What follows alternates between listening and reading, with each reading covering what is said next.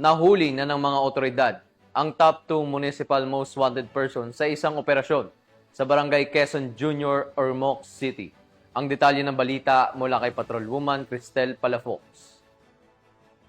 Ng mga otoridad ang nakatalagang top 2 municipal most wanted person na may kasong rape sa Barangay Quezon Junior, Ormoc City. Bandang alas 7:16 ng gabi nang maaresto ang akusado ng mga tauhan ng Ormoc City Police Station 6 sa bisa ng warrant of arrest para sa kasong rape na walang nirekomendang piyansa. Dinala ang akusado sa Ormoc City Police Station 6 para sa kaukulang dokumentasyon at tamang disposisyon. Ang pambansang pulisya ay patuloy nakikilos laban sa mga taong lumalabag sa batas upang mapanatili ang kaayusan, katahimikan at seguridad ng bawat mamamayan. Dahil sa bagong Pilipinas, ang gusto ng pulis, ligtas ka.